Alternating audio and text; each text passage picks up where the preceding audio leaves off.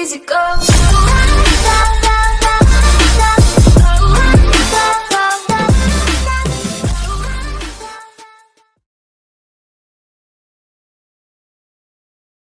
Selamat pagi Bu. Pagi. Perkenalkan, saya Bidan Leni dengan Ibu siapa? Ibu Pani. Oh, Ibu Pani. Ibu, di sini saya akan melakukan konseling tentang metode suhu basal tubuh. Apakah Ibu sebelumnya sudah pernah mengetahui? Belum, Mbak. Oh, belum. Jika belum, saya jelaskan ya Bu ya. Iya. Nah, apakah Ibu ada keluhan? Tidak. Oh, tidak ada.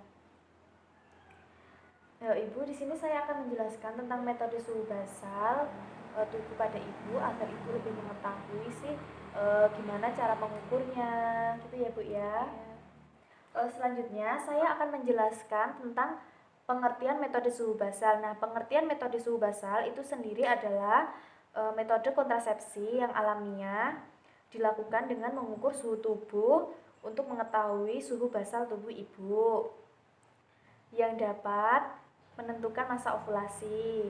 Selanjutnya saya akan menjelaskan tentang pengertian suhu tubuh basal. Nah, suhu tubuh basal adalah suhu tubuh sebelum ada efektivitas apapun, biasanya diambil pada waktu pagi hari sebelum Ibu melakukan aktivitas apapun ya Ibu ya. Selanjutnya saya akan menjelaskan tentang efektivitas metode suhu basal. Nah, efektivitas metode suhu basal itu sendiri cukup baik. Dalam angka kegagalannya itu 0,3 sampai 6,6 kehamilan pada 100 wanita per tahunnya. Selanjutnya lebih efektif apabila dikombinasikan dengan metode kontrasepsi lainnya ya Bu ya, seperti kondom, terus spermisida, ataupun metode kalender maupun pantang ya Bu ya. Selanjutnya saya akan menjelaskan tentang keuntungan metode suhu basal. Nah, keuntungan metode suhu basal itu sendiri yang pertama, meningkatkan pengetahuan dan kesadaran pasangan terhadap masa subur. Selanjutnya yang kedua itu ada membantu wanita yang siklusnya tidak terpantau untuk deteksi ovulasi. Yang ketiga itu dapat membantu perubahan tubuh lain selain lendir serviks. Terus yang keempat itu berada dalam kendali wanita. Terus yang kelima itu untuk mencegah atau meningkatkan kehamilan Ibu ya.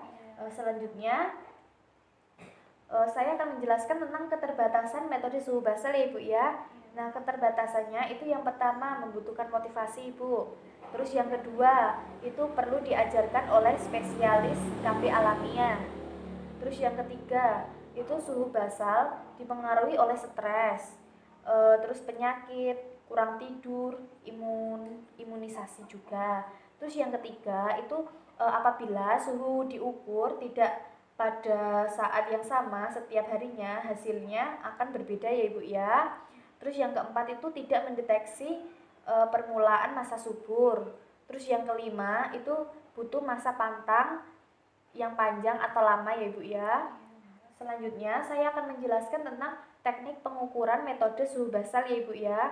Nah, teknik pengukurannya yang pertama itu umumnya menggunakan termometer basal. Terus yang kedua, waktu pengukuran setiap hari di waktu yang sama ya Ibu ya. Terus yang ketiga itu pengukuran suhu tubuh melalui oral selama 3 menit. Dan melalui rektal vagina itu selama 1 menit ya Ibu ya. Selanjutnya pengukuran harus dicatat setiap harinya. Selanjutnya gunakan catatan suhu 10 hari pertama untuk menentukan suhu tinggi. Selanjutnya itu juga ada abaikan suhu tinggi karena demam ya Ibu ya. Selanjutnya tarik garis dari 0,06 sampai 0,1 di atas suhu tertinggi. Selanjutnya pada periode tak subur itu dimulai pada sore hari setelah hari ketiga berturut-turut suhu tubuh berada di atas garis perlindungan atau suhu basal. Selanjutnya hari pantang bersenggama dilakukan sejak hari pertama haid sampai sore ya Ibu ya. Terus hari ketiga kenaikan suhu basal.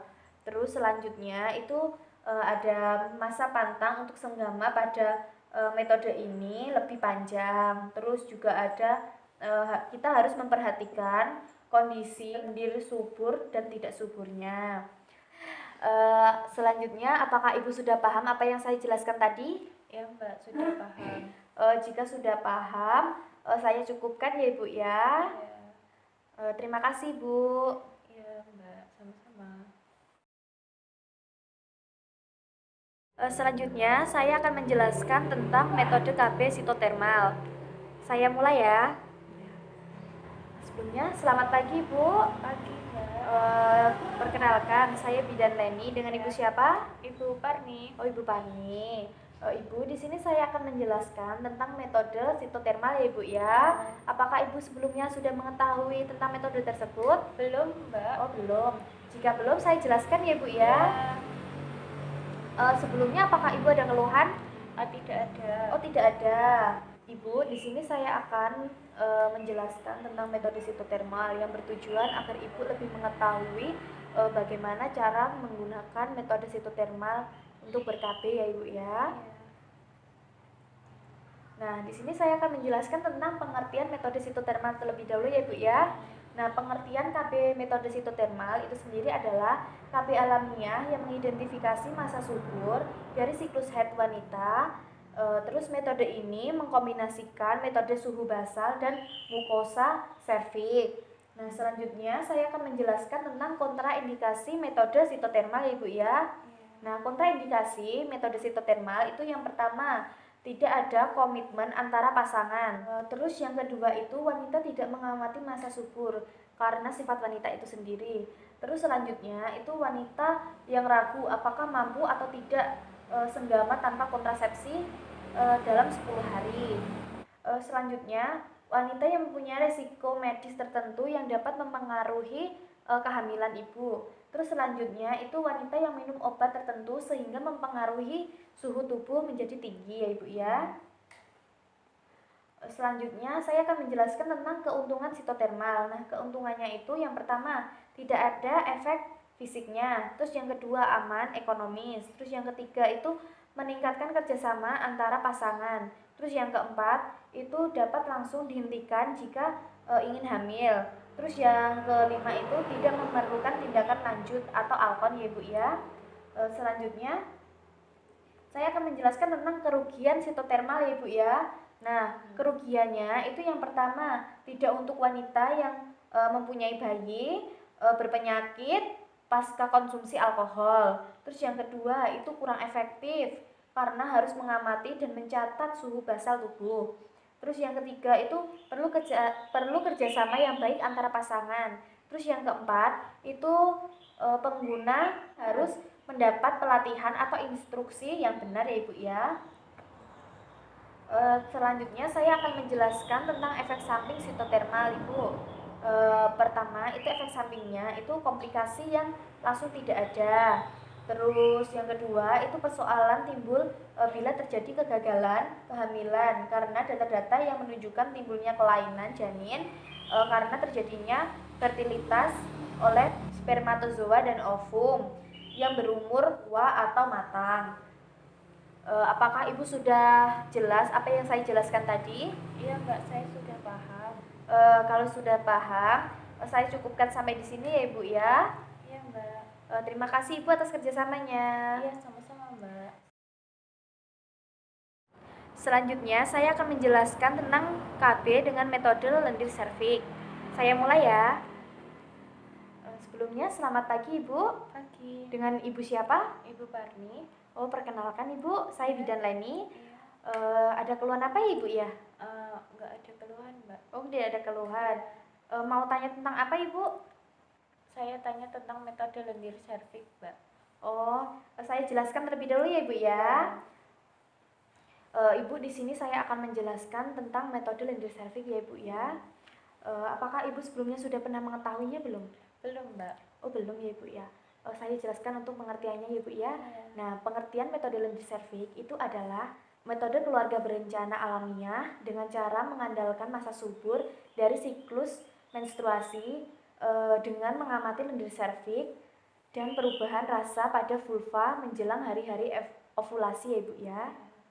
Selanjutnya saya akan menjelaskan tentang kelebihan metode lendir serviks ya Ibu ya. Nah, kelebihannya itu yang pertama, kemungkinan setiap kehamilan itu direncanakan. Terus yang kedua, dapat membantu pasangan yang ingin hamil. Terus yang ketiga, tidak berbahaya karena menggunakan cara yang alamiah. Terus yang keempat, itu ekonomis. Terus yang kelima, itu praktis dan mendidik kemandirian. Terus yang keenam, itu murah, mudah, dan tidak bertentangan dengan agama apapun. Terus yang ketujuh, itu meningkatkan keterlibatan suami dan keluarga berencana. Terus yang kedelapan, itu menambah pengetahuan tentang sistem reproduksi pada suami dan istri. Terus yang kesembilan, itu memungkinkan mengeratkan relasi atau hubungan melalui peningkatan komunikasi antara suami istri ataupun pasangan ya Ibu ya. Nah Ibu, selanjutnya saya akan menjelaskan tentang kerugian metode lendir serviks ya Ibu ya. Kerugiannya itu yang pertama membutuhkan komitmen. Terus yang kedua itu perlu diajarkan oleh spesialis KB alami.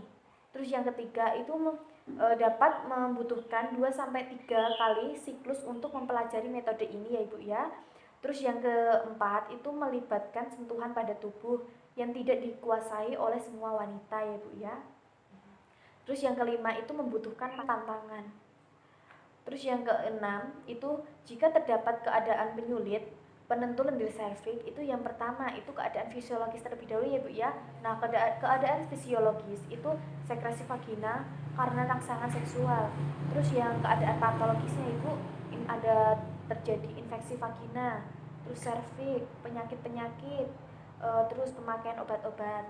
Terus yang keadaan psikologisnya Ibu dapat menimbulkan stres atau fisik dan emosional. Nah, selanjutnya saya akan menjelaskan tentang teknik metode lendir serviks ya Ibu ya. Ibu sudah pernah mengetahui belum tekniknya Ibu? Belum, Mbak. Oh belum. Saya jelaskan ya Ibu ya. Iya. Nah, tekniknya itu yang pertama itu Ibu harus mencatat setiap kali pengamatan dilakukan dengan suatu rangkaian kode, misalnya stiker atau tinta berwarna ataupun tulisan tangan ya Ibu ya. Nah, contoh yang dipakai untuk mencatat kesuburan, nah itu menggunakan tanda bintang atau tanda merah atau disilang gitu ya Ibu ya untuk menandakan perdarahan haid. Nah, terus yang kedua itu ada pakai huruf K itu atau warna hijau itu untuk menandakan perasaan kering atau kental dan keruh. Nah, terus yang ketiga itu gambar suatu tanda F atau biar dikosongkan untuk memperlihatkan lendir subur yang basah, jernih dan licin dan mulur ya Ibu ya. Terus yang keempat itu pakai huruf L atau warna kuning untuk memperlihatkan lendir tak subur yang kental, putih, keruh dan lengket. Nah, terus yang kedua itu periksa lendir setiap kali ke belakang dan sebelum tidur kecuali ada perasaan yang sangat basah waktu siang ya Ibu ya. Nah, pada waktu setiap malamnya itu sebelum tidur tentukan tingkat yang paling subur dan beri tanda pada catatan untuk kode yang sesuai ya Ibu ya. Nah, lendir yang mungkin akan berubah pada hari yang sama tidak diperbolehkan memasukkan jari dalam vulva untuk mencari lendir lagi Ibu. Nah, untuk yang ketiga, catatan yang ketiga ya Bu ya, itu ada abstinen atau pantang bersenggama paling sedikit itu 1 siklus sehingga klien akan mengalami hari-hari lendir. Mengenali pola kesuburan, ketidaksuburan dalam bimbingan pelatihan ya Ibu ya. Terus yang keempat itu hindari senggama pada waktu haid ya Ibu ya. Selanjutnya itu yang kelima, pada hari yang kering setelah haid aman untuk bersenggama selang 1 malam ya Ibu ya, atau selang-seling. Jadi waktu bersenggama itu tidak boleh setiap hari bersenggama ya Ibu ya, harus selang-seling. Seumpama Senin itu bersenggama, Ibu Selasa nggak usah, Rabunya nggak apa-apa gitu ya Bu ya. Terus yang keenam itu hindari senggama segera setelah ada lendir ya Ibu ya, atau perasaan basah itu muncul. Selanjutnya yang ketujuh itu tandai hari terakhir dengan lendir jernih, licin dan mulur dengan tanda X ya Ibu ya. Ini adalah hari puncak untuk ovulasi Ibu. Selanjutnya yang ke-8 itu setelah hari puncak hindari senggama untuk 3 hari berikut pada siang dan malam atau aturan puncaknya itu ya Bu ya. Mulai dari pagi hari keempat setelah kering Ibu boleh melakukan bersenggama lagi sampai hari haid berikutnya ya Bu ya. Apakah Ibu sudah paham apa yang saya jelaskan tadi? Iya Mbak, saya sudah paham. Jika sudah paham, Saya cukupkan sampai di sini ya Ibu ya. Iya. Kurang lebihnya mohon maaf ya Ibu ya. Iya. Terima kasih Ibu atas kerjasamanya dan sudah mendengarkan. Selamat siang Ibu.